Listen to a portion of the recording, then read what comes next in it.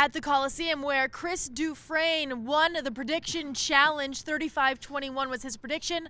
40-21 was the final score. USC defeating UCLA. Chris, you were at Oregon last week when the Trojans lost by 20 to the Ducks. Now, did you expect this one today? You know what? I didn't really know what to expect today. I knew what to expect last week. I mean, I almost predicted the score of that game. I said it was going to be 48-31. It was 48-28. This one I was a little shakier on because I wasn't sure. I mean, the teams were pretty even, and there were so many kind of unknowns in terms of injuries and who was going to play. So it made it more difficult. But betting against USC at home with the kind of talent they still have on the field, I thought it was their game.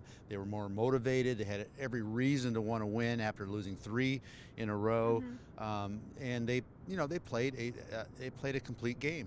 Your focus on the quarterbacks. Vernon Adams escaped USC's defense last week. Today, Josh Rosen was completely rattled, threw 2 interceptions, was sacked several times. What's the difference there? Well, this is one of the things, and I wrote about this, why I love college football, because Josh Rosen is a next-level player. He's probably a future first-round draft pick. But in this sport, prototypes don't matter. You can be a guy like Vernon Adams, who is not going to play in the NFL, at least quarterback, but it doesn't matter in this game. He is so different he was so elusive. It was like trying to catch a bug last week, and that's different than a Rosen who is just so fundamentally sound, but more of a pocket quarterback who's efficient. But if you can get to him, at least you have a chance of tackling him, and that wasn't the case last week.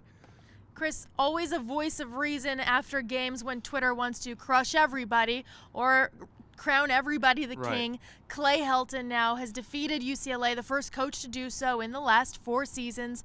What does that mean for him becoming the permanent head coach? Well, this sort of started last week when everyone said that once he lost the game, that was it. That was over. But then he lost at Oregon, but it was like, well, it's not over yet because they can still win the Pac-12 championship. And how do you fire a coach that wins the Pac-12 championship? Well, you can't. So this is kind of one of those things that's just going to get stretched on and on. And now what happens if he loses a close game to Stanford? Will he be considered? What if he gets blown out against Stanford? Then does that put him into the not considered category? So we really are day to day with this story, and there's no answer yet until the season plays out. And the season will continue to play out for USC next week when they play Stanford in the Pac-12 Conference Championship game. With the Los Angeles Times, I'm Lindsey Thiry with Chris Dufresne. For the latest coverage on USC, be sure to check out the LA Times.